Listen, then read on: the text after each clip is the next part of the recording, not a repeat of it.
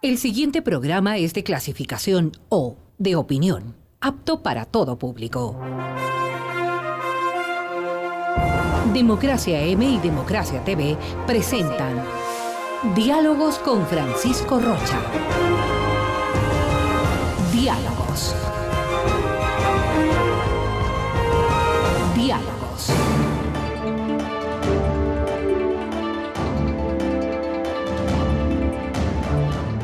Buenas tardes, amigos, estamos encontrándonos ya para iniciar este nuevo diálogo que gracias a que muchas personas que colaboran con los medios se puede hacer y gente que está dispuesta a compartir con la ciudadanía.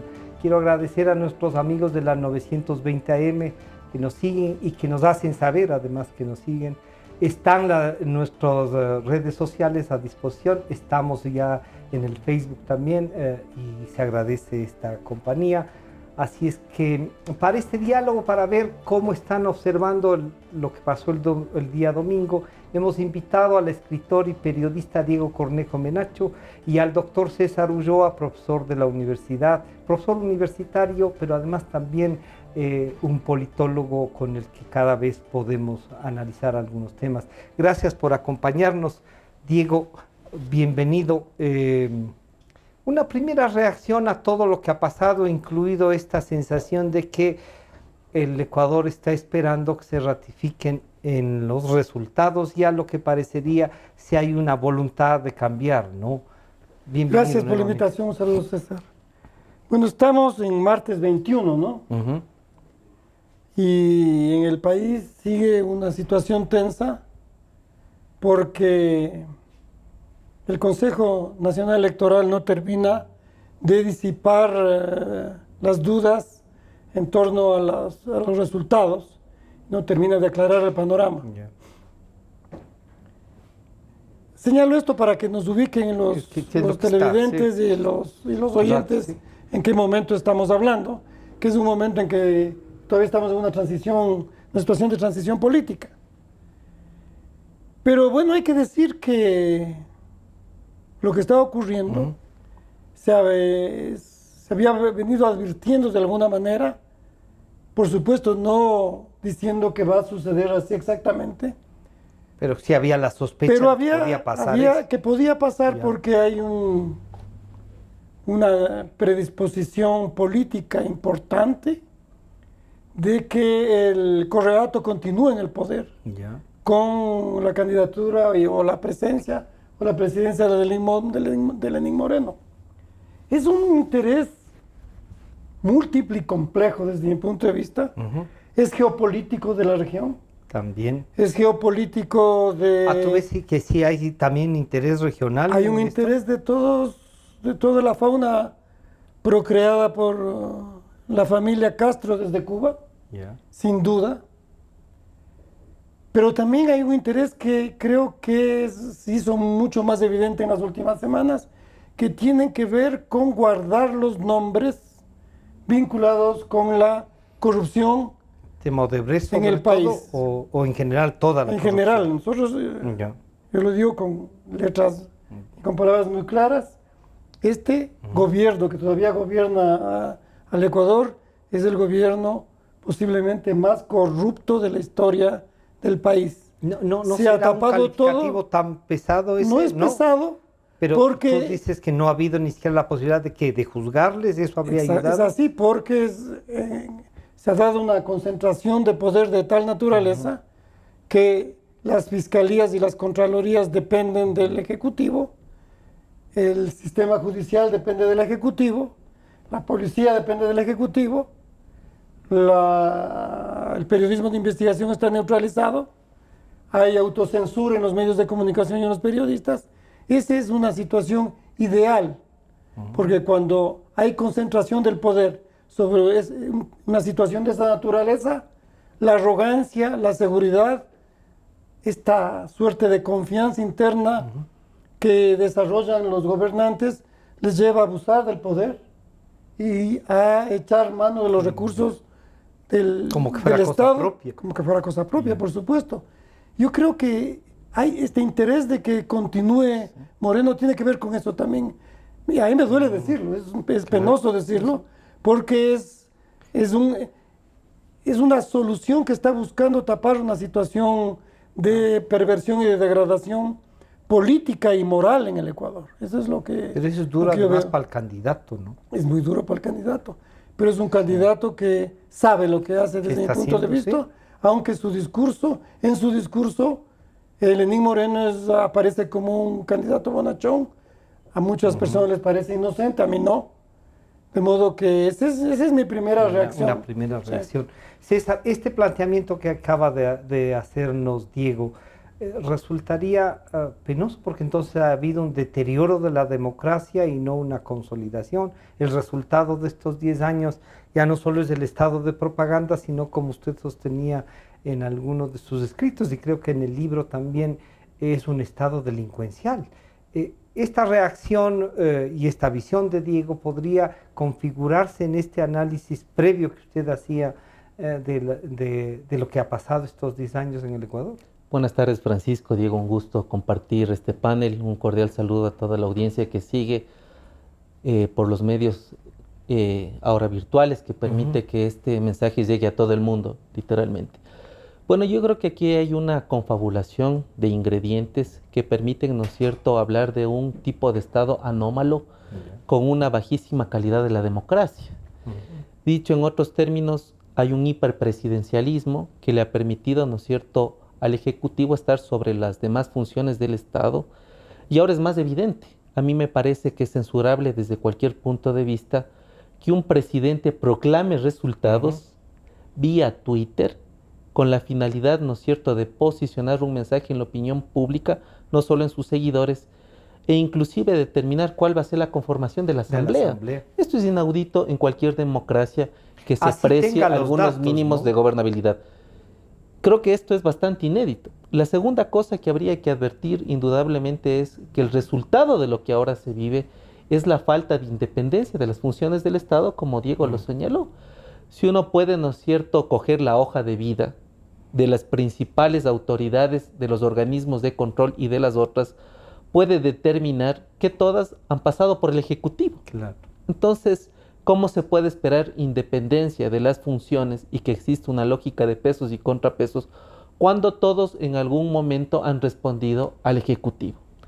La tercera cosa, y que me parece muy irresponsable, es que se aliente, ¿no es cierto?, una primera vuelta con bombos y platillos y se legitime a una encuestadora que está totalmente desprestigiada y que en el 2011, ¿no es cierto?, fue prácticamente un hazme reír de gente que de forma seria hace estudios de opinión pública y de mercado. Pero incluidos del propio presidente. Incluido del propio presidente. Otra cosa que a mí me llama la atención es este juego, ¿no es cierto?, esta suerte de ilusionismo que se trata de vender bajo este discurso bonachón de un candidato que prácticamente ha exacerbado el populismo, en el sentido que sus ofertas de campaña de las 2 últimas semanas nos advierte una desesperación irrefutable. Subir el bono de 50 a 150, casas gratuitas con $20. La pregunta es, ¿y por qué no lo hicieron en los 10 años anteriores?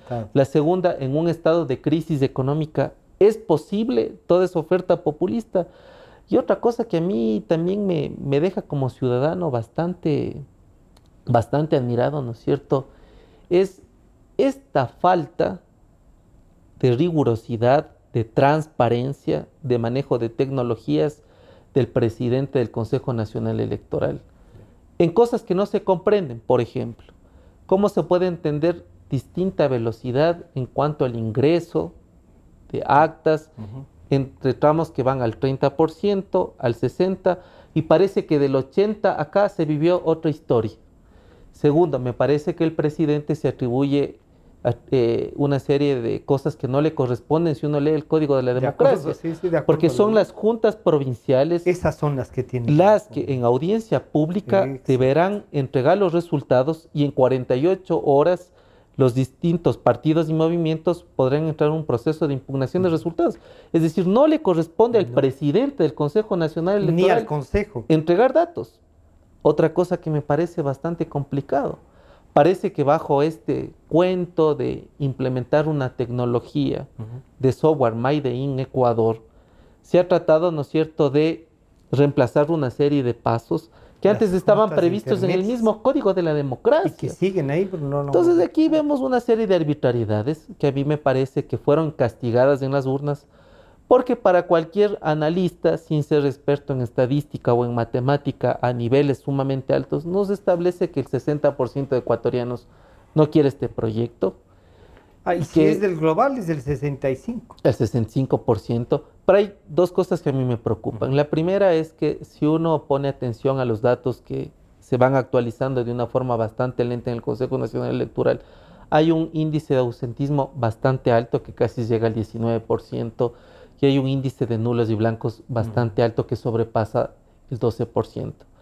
A mí me parece que en esta segunda vuelta yo creo que sí la va a haber, porque todos los estadísticos advierten que es imposible que sea una primera vuelta. Habría que, como ciudadanos, ¿no es cierto?, tratar de motivar, de posicionar una idea de la importancia que supone el pronunciamiento en las urnas de las personas que están viviendo un fenómeno que a mi modo de ver no se ha producido desde la transición a la democracia.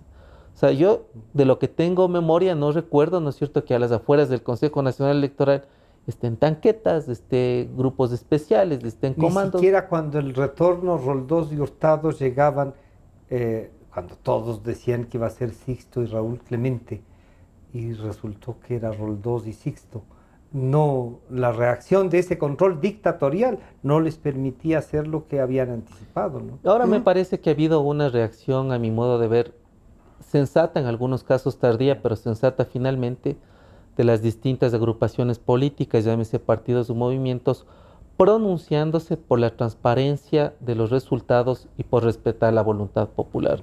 Creo que esto es un paso interesante, porque de alguna manera, aun cuando el voto no sea transferible, aun cuando el líder de cualquier partido diga voto por tal persona, de eso. Sin embargo, a mí me parece que aquí está en juego un tipo de régimen que todos queremos, que es una democracia con unos mínimos de gobernabilidad, y los mínimos es transparencia, pesos y contrapesos, independencia de las funciones del Estado, una verdadera rendición de cuentas. Y digo esto porque además una de las flaquezas de este proceso es que nunca, por ejemplo, el presidente del Consejo Nacional Electoral prohibió las sabatinas. Y este es uno de los flacos favores que hay en la Ley Orgánica de Comunicación, que hay que indudablemente derogarla. Diego, frente a esto, y ahí le voy a preguntar más bien al promotor de la organización social, no solo al escritor ni al periodista, sino al que trabajó con las bases, al que visualizaba la organización, sobre todo sindical.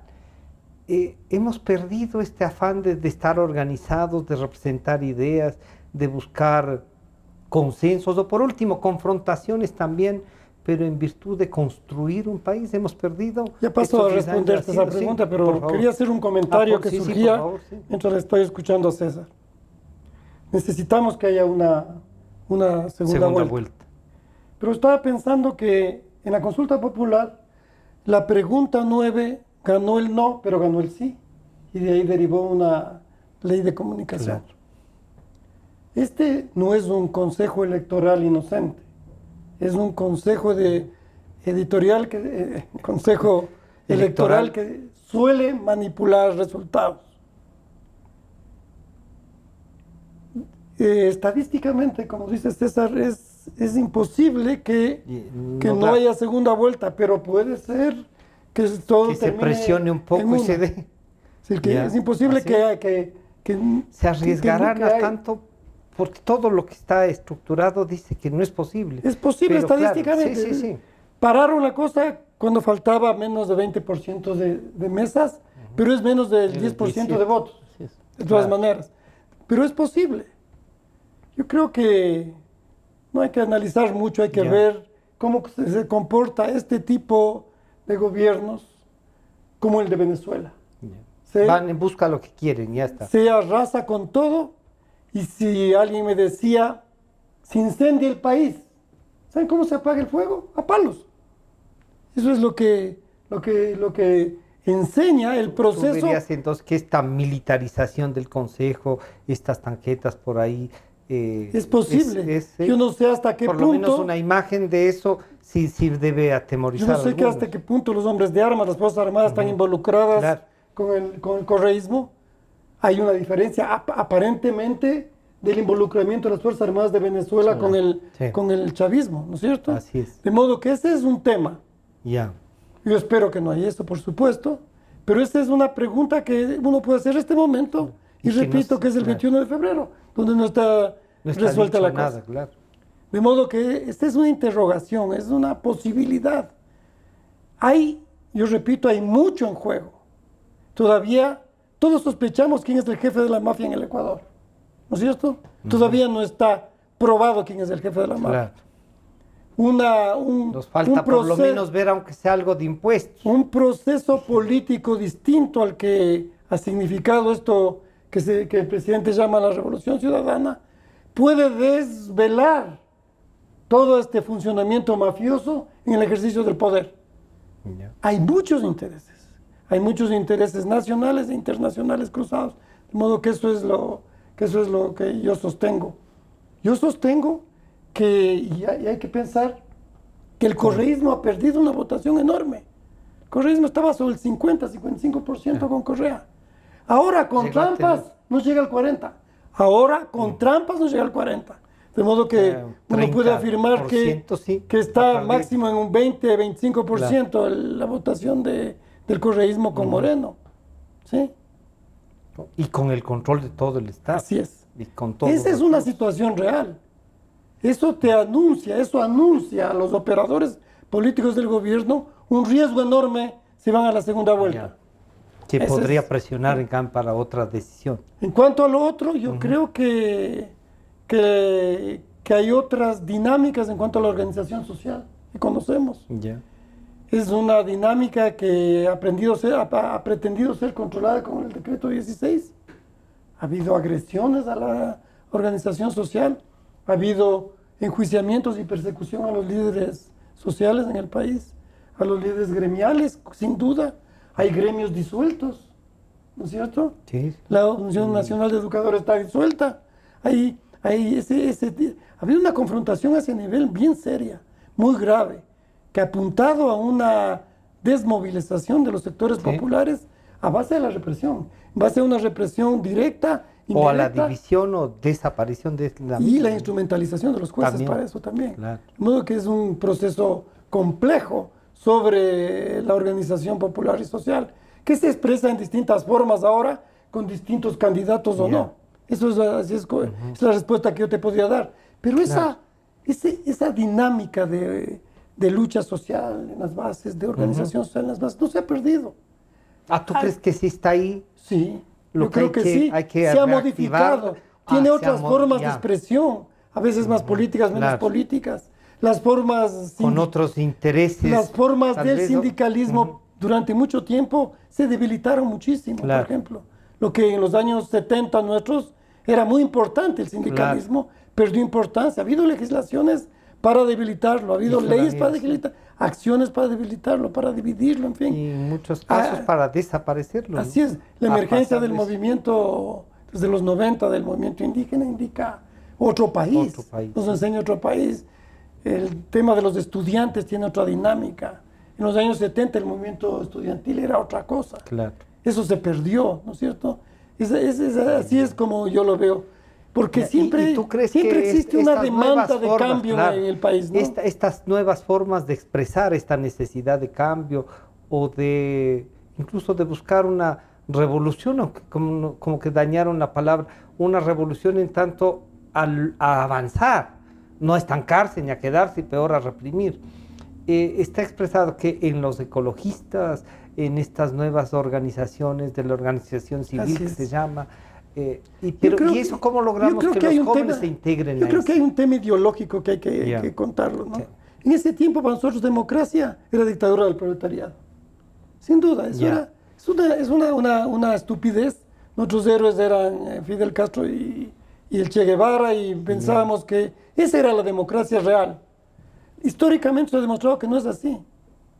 ¿Y sabes qué se perdió en todo este Ese socialismo real entonces resultó que era una cosa muy dura como para... Claro, eso no es ningún para socialismo romper, real. claro. Son formas autoritarias de poder donde camarillas, donde El estos grupos... estalinismo se concentró Exactamente, como una ideología de la exactamente. izquierda, entonces. Así es. ¿sí? De modo que lo que ha quedado, sin embargo, en contrapartida con una ausencia y un vacío, es una ausencia de cultura democrática. Ya. Yo hablo de democracia radical, Ujú. en todos los valores que se desarrollaron con liberalismo y demás. Eso se ha perdido a nivel de escolaridad, de pensums académicos estudiantiles. Eso ya no se estudia, se eliminó. De modo que a mí cuando era un chiquillo yo sabía, seguramente en los primeros cursos de colegio, que había 3 poderes del Estado y que había que tener independencia en los 3 poderes del Estado. La educación cívica. Educación, de otra forma te podría decir, una educación doctrinaria sobre la democracia es muy débil en el país. En los jóvenes es muy débil. Sí, no. Hay otros intereses, pese a que están más informados, ¿no es cierto? Sí, pero no les hemos logrado meter en esa es una responsabilidad nuestra como generación, me parece a mí, ¿no? Pero también es yo como generación soy una generación frustrada, una generación derrotada.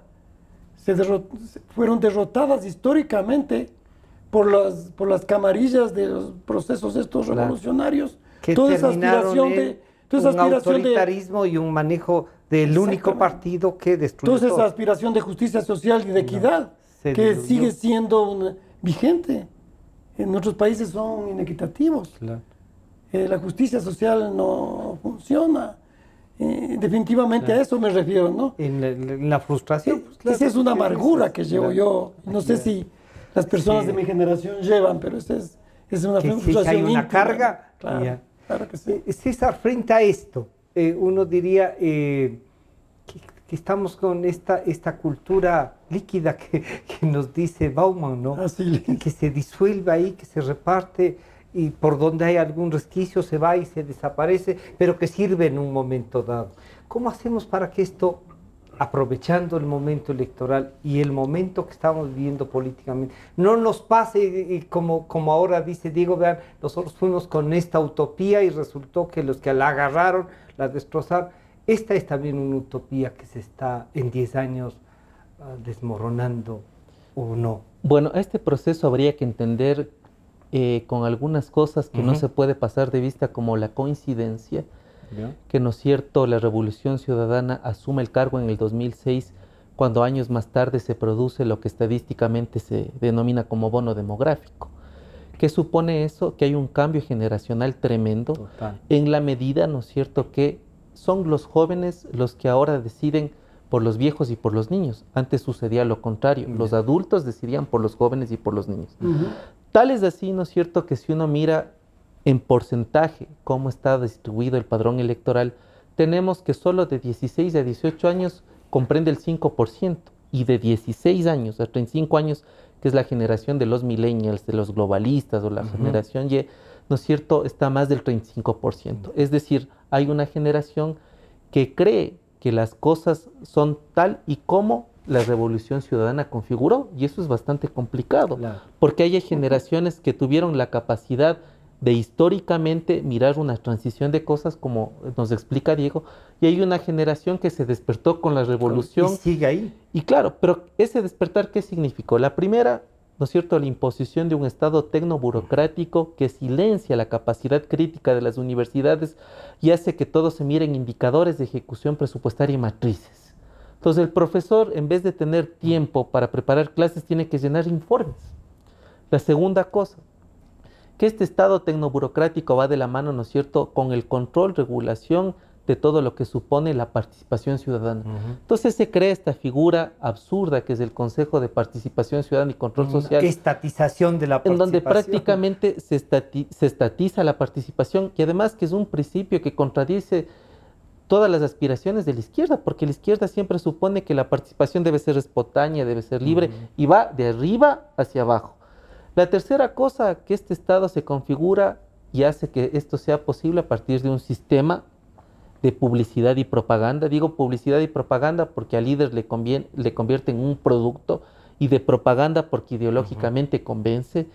Y finalmente se cierra con una coincidencia histórica, que es, ¿no es cierto?, el boom de los commodities y los altos precios de los Que hidrocarburos. además les acompaña, claro, a lo que se llega. Entonces, ¿qué sucede? Tenemos una ciudadanía silenciada porque recibe una serie de dinero, ¿no es cierto? O sea, hay liquidez en los primeros años y los shopping están, ¿no es cierto?, están abarrotados, la gente está comprando, todo el mundo está entontecida cambiando el teléfono celular. Y claro, y se comienza a perder la capacidad crítica. Resultado de ello, universidades que no se pronuncian, resultado de ello, burócratas que tienen su aspiración trabajar en el Estado con grandes salarios, pero sin capacidad de opinarle nada al jefe. De aguantar por el salario. De aguantar por el salario.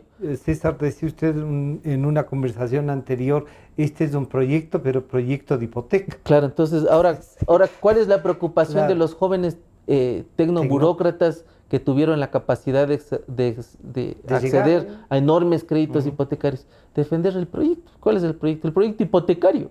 Claro. Porque si se va este gobierno, la pregunta es, ¿y dónde quedan los salarios y cuál es la capacidad de satisfacer esas necesidades? Para mí lo que me preocupa de todo esto es que se genera una suerte en estos 10 años de monopolio de la verdad.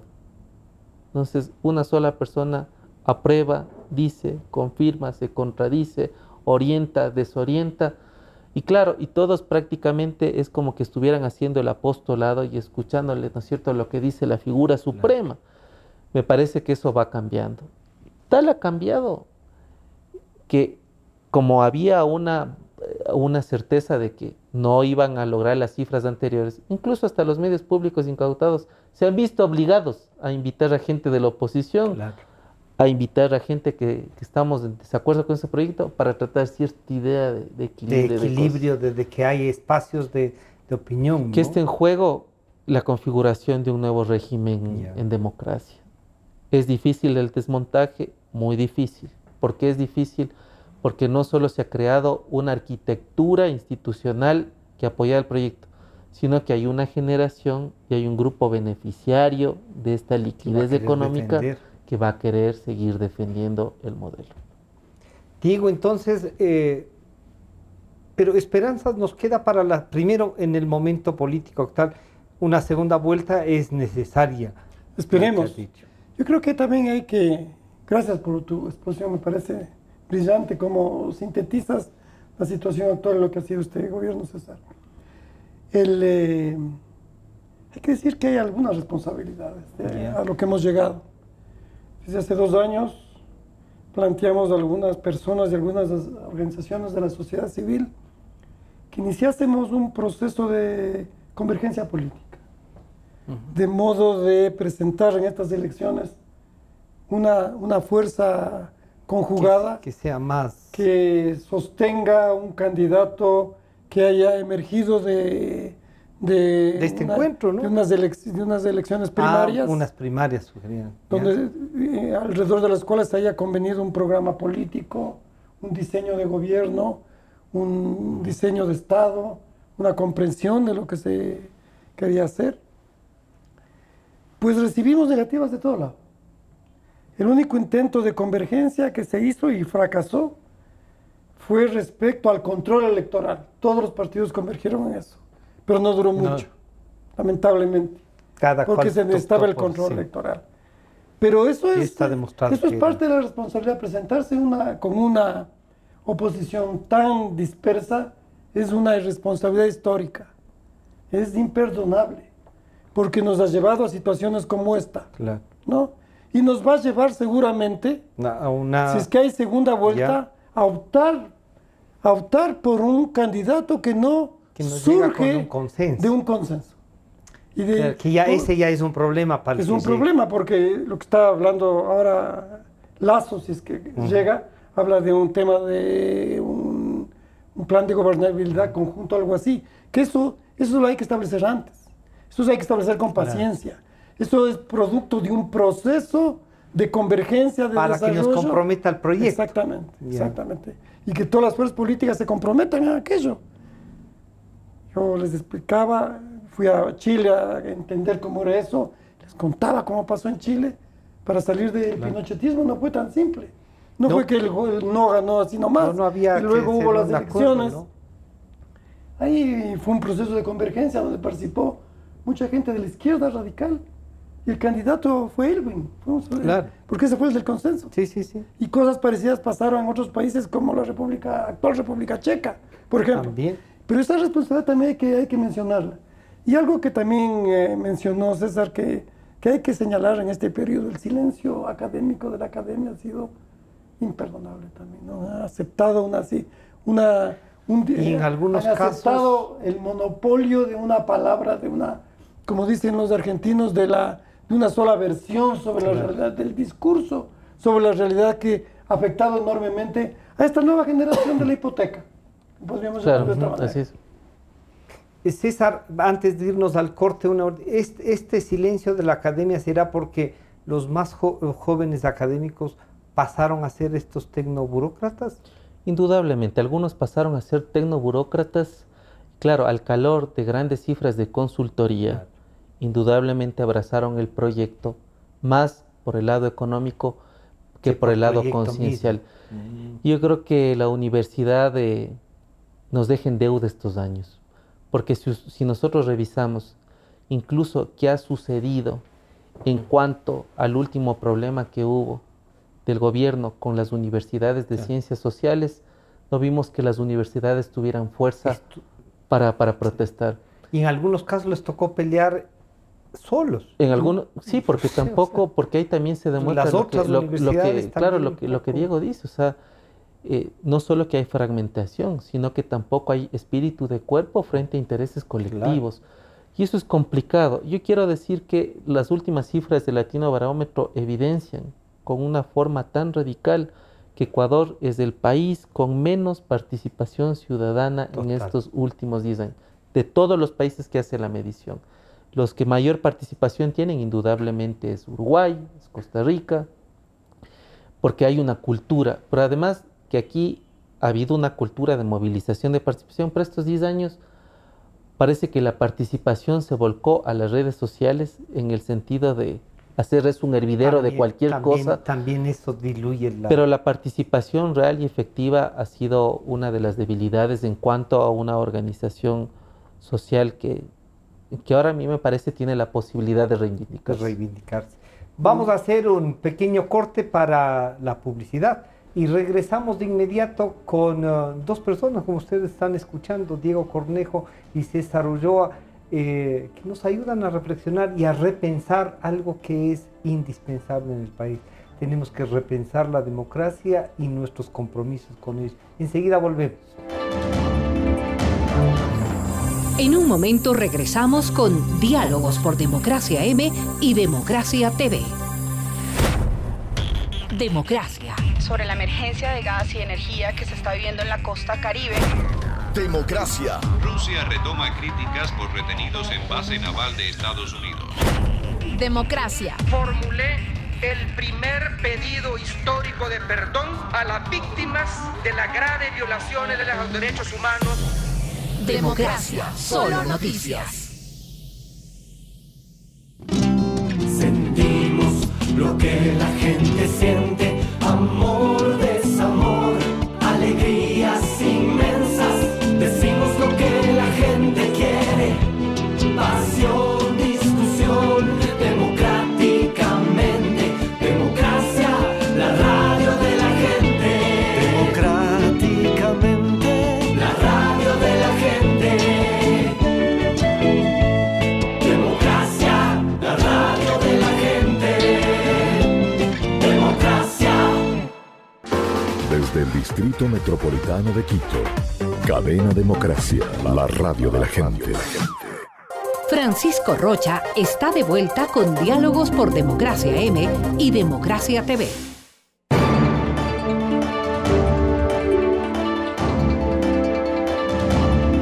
Estamos de regreso ya nuevamente en esta segunda parte, yo sí que les voy a pedir a nuestros invitados que reflexionemos sobre, primero, si se da la segunda vuelta, el trabajo de reconstruir la democracia y cómo ven, qué candidato sería, ya hemos dicho que el continuismo a lo mejor no, pero el candidato que quede es el señor Lasso. Claro, tú dices si se da la segunda vuelta, pero claro, si gana Lasso la segunda vuelta. También. Porque hay una segunda vuelta, las mismas opciones puede tener Moreno, claro, el oficialismo con Moreno, con muchas ventajas. Porque, con las que ya porque maneja todo el aparato del Estado, maneja todo este sistema electoral del país, de modo que no es fácil. El 2 de... incluso ahora hay que organizarse también. Tenemos que conversar el 2 de abril o el 3 de abril, después de, si es que hay segunda vuelta. Claro. De modo que no es tan sencillo, me parece a mí. Todos los instrumentos fraudulentos con que dispone este sistema electoral y los recursos que ha desarrollado este gobierno para efectos electorales, para legitimarse con apariencias de procesos democráticos, ¿no es cierto? Están vivitos.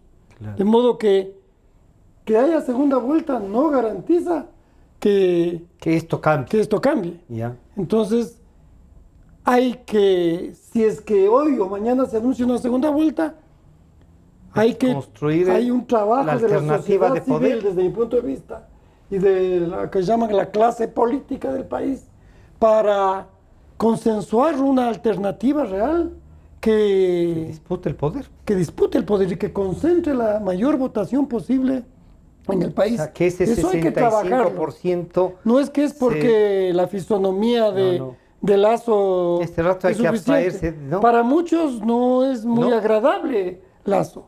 Lazo es una persona que tiene una fisonomía singular, complicada, debatible. Es una persona de afinidades con el Opus Dei y cosas por el estilo.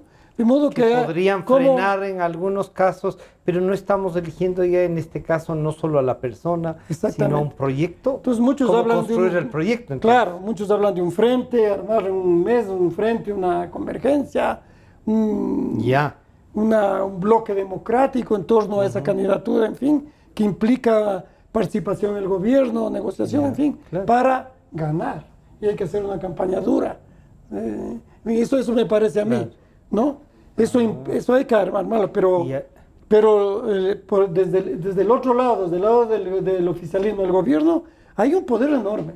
Eso es innegable. O sea, estamos así por eso. Claro. Por este poder que además nos ha descrito y que tú lo has descrito y lo has descrito varias veces, incluso antes de llegar, ¿no? No es así, tienen, y repito, muchos recursos, tienen talento comunicacional, tienen asesorías, tienen una figura importantísima como es la del presidente del gobierno más corrupto del país, que es el señor Correa, ¿no?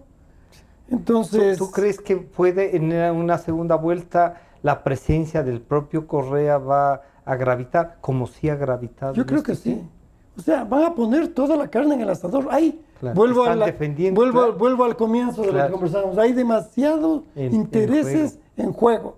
Hay un juego, esto es de una trascendencia histórica.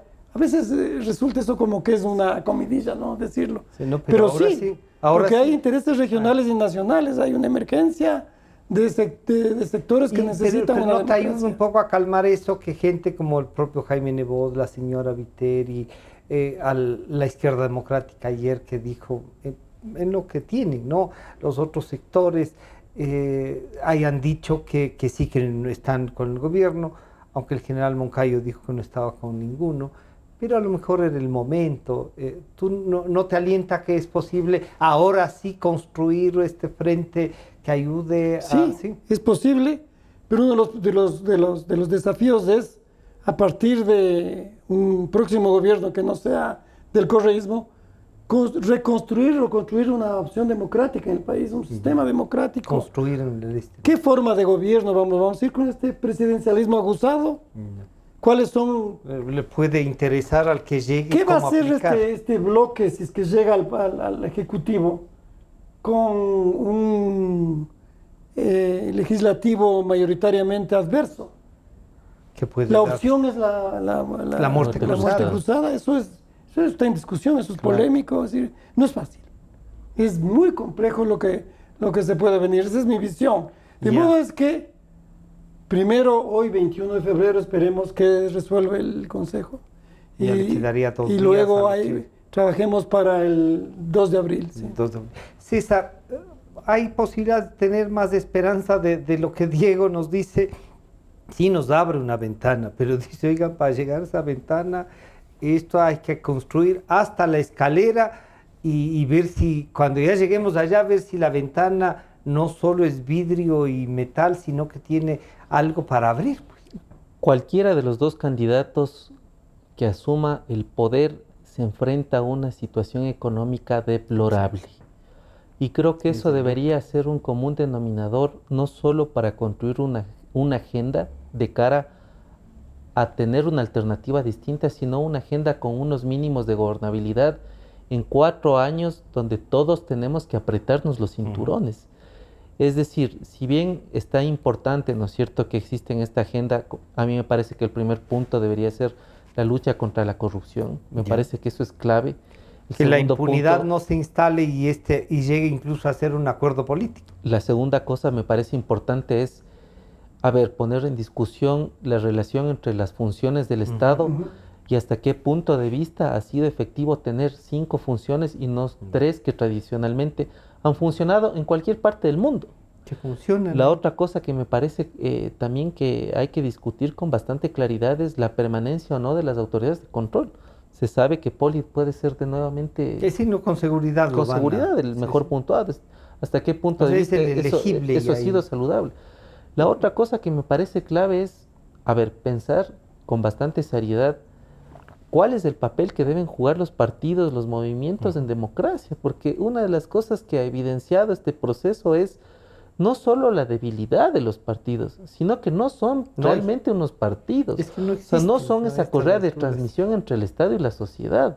Entonces me parece que estos partidos juegan a momentos electorales, pero no tienen lo que tradicionalmente se les exige, una escuela de formación, una agenda programática. ¿Dónde están los nuevos liderazgos de ese sector de pensamiento? Yo quisiera saber si los partidos que perdieron ya están trabajando la agenda para de aquí a 4 o 5 años. Yo creo que no, yo creo que todavía no se levantan de la cama y de la resaca. Cuando en otros lugares el día que se gana se pierde y se comienza, eso no debe detenerse nunca. Y con posiciones, y no importa si se pierde, indudablemente. Eso es pues la democracia. Y la otra cosa que a mí me parece importante que ha mencionado Diego es que hemos visto que más eficaces que los partidos políticos ha sido el papel que han jugado las organizaciones de la sociedad civil. Y en este sentido me parece que organizaciones de la sociedad civil, más personalidades e instituciones, pueden lograr grandes acuerdos en esta convergencia. A mí me parece que si hay segunda vuelta, si bien es complicado, pero a la gente ya le dejo una duda. ¿Y cuál es la duda? ¿Es posible que el oficialismo con este baratillo de ofertas y de dádivas pueda seguir gobernando? ¿Por qué? Una pregunta que yo siempre me hago, ¿por qué Moreno se presenta tan convencido de que su binomio es la persona más ideal y adecuada cuando todos los caminos conducen a una serie de sospechas? Entonces yo creo que para el oficialismo una de las cosas que tiene que resolver de cara a la segunda vuelta es ordenar su propia casa. Porque es evidente que en el propio partido de gobierno hay una serie de núcleos y de facciones que estaban en contra hasta el último momento que se inscriba la candidatura de Jorge Glass.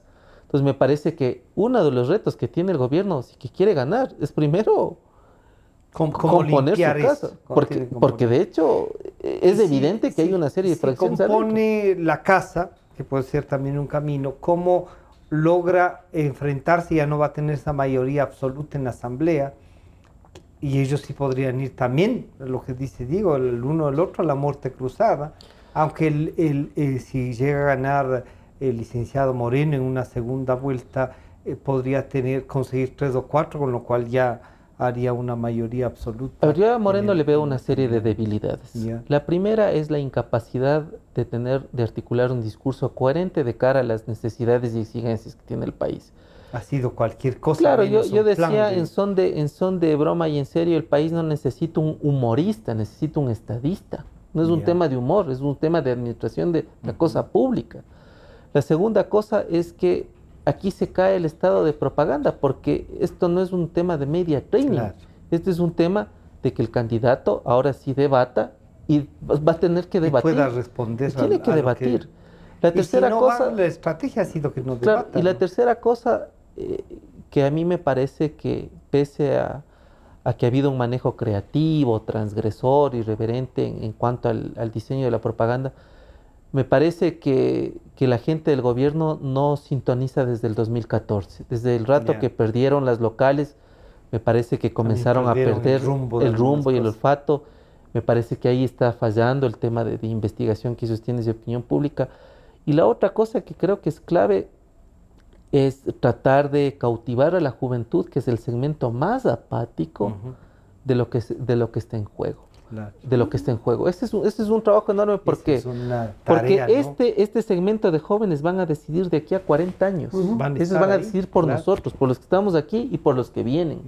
Entonces, el trabajo, uno de los retos de esta agenda de convergencia es empoderar a los jóvenes. Me parece que es uno de los retos. Diego, tú tienes experiencia en empoderar a los jóvenes, desde sindicalistas a jóvenes pensadores, la organización civil, lo cual te hemos dicho, se agradece, porque han estado desde una organización que es a veces especial, ¿no? Los editores de periódicos, pero desde la organización, más que desde cuando tu columna promovía eso, ¿no? ¿Cómo hacemos esto que es indispensable más allá ya de estos resultados reales que nos sacuden y dicen, oigan, la democracia también hay que pensarla, repensarla, pero darse el trabajo de hacerlo? Durante mucho tiempo la academia suplía lo que no hacían los partidos políticos y ahí se formaban los cuadros políticos. Durante mucho tiempo en el Ecuador, para ser presidente de la República tenías que haber egresado de la Facultad de Jurisprudencia de la Universidad Central del Ecuador. ¿Sí? Ahí se formaban los cuadros políticos. La universidad dejó de hacer eso en términos generales y los partidos no asumieron, es una tarea propia de los partidos políticos democráticos. Así es. Porque como hemos dicho hace un momento, hay un déficit de democracia incluso en los partidos políticos.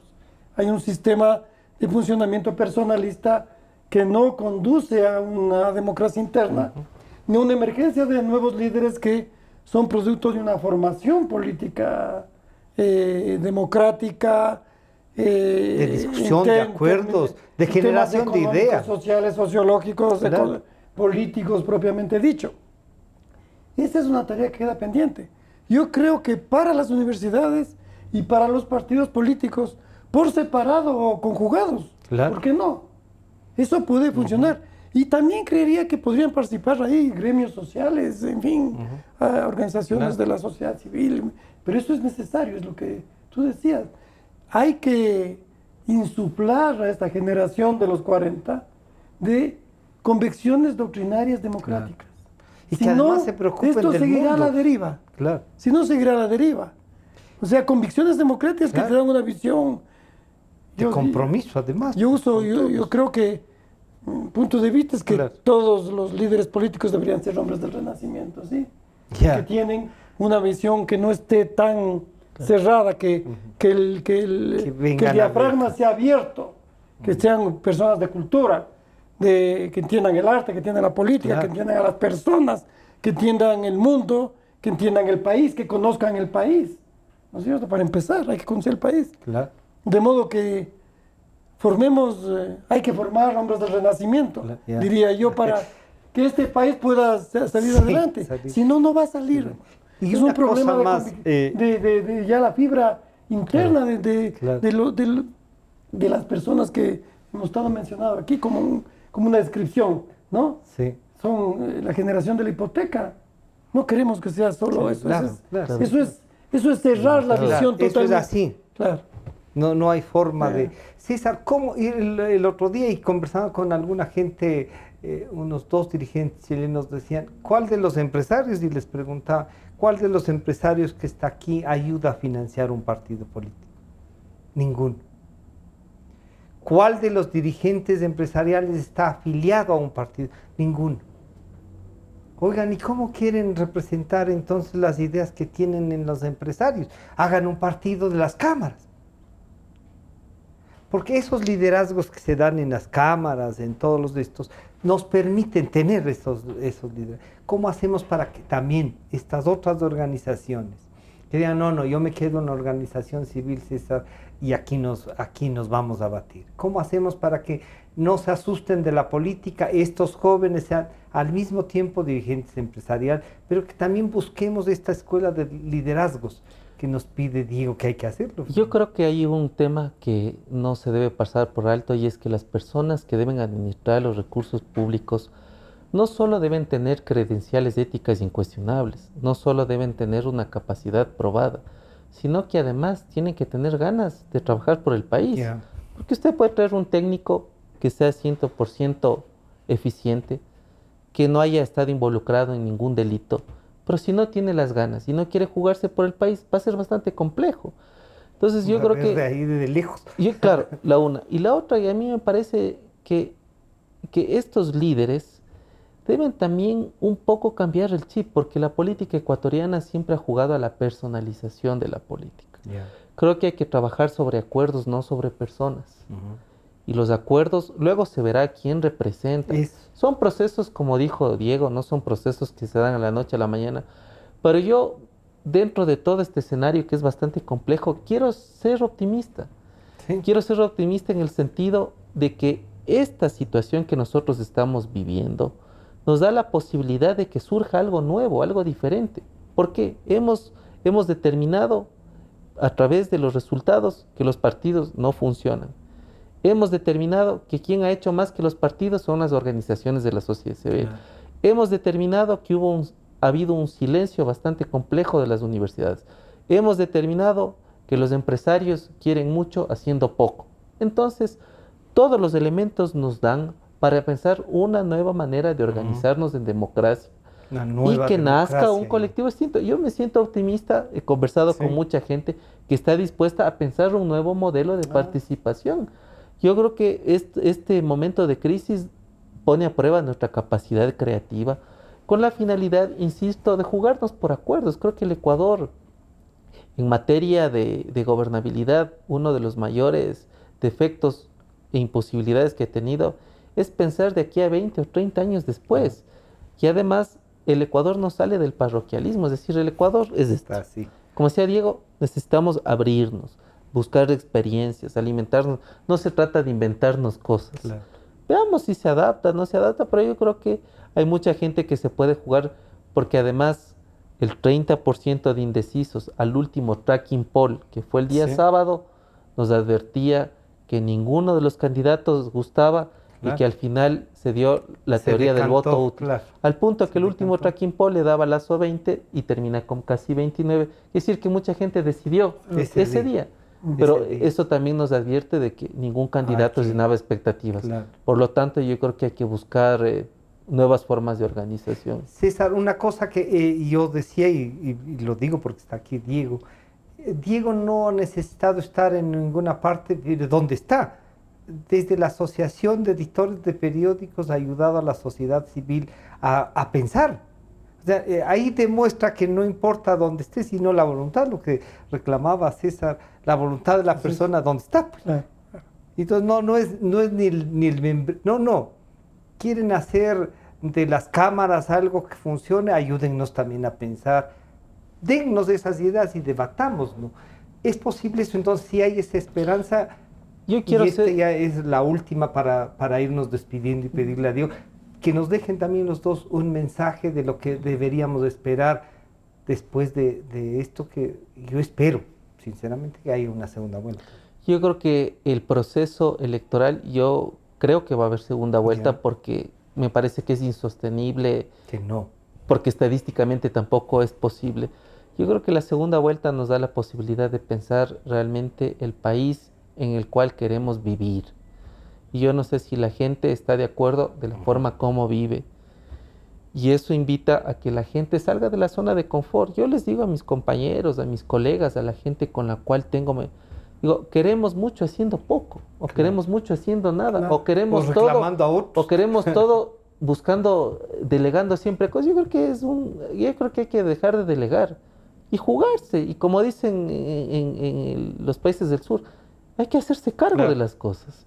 Creo que es un tiempo para hacerse cargo y quiero mirar esto con optimismo. Frente a la crisis, me parece que podemos trabajar en estas propuestas que dice Diego, con sectores independientes, con personales con instituciones, que queremos vivir de otra manera, de otra forma, y que no nos molesta ni nos disgusta que la gente piense distinto, porque esa es la riqueza de la democracia. Justo. Más aún en un Nos país obligan a repensar siempre, pluricultural, diverso, etcétera, etcétera. Diego, un último mensaje. Bueno, con lo todo último esto, que yo ¿sí? puedo decir es que saludo tu optimismo, César. Yo quisiera ser tan optimista como tú. Lamentablemente no lo soy.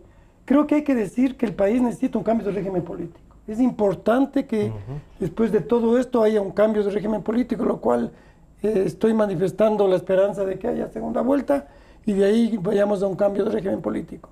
Si no hay un cambio de régimen político, se va a complicar aún más el futuro del país, me parece a mí, de las generaciones, en fin. De modo que eso es, así es como yo veo esta situación. Necesitamos un cambio de régimen político, ojalá ocurra. No es fácil, ¿no? Pero es posible. Es un camino complicado por todo lo que hemos hablado aquí, ¿no? Yo quiero agradecerle a Diego Cornejo Menacho y a César Ulloa Tapia que nos han acompañado para reflexionar.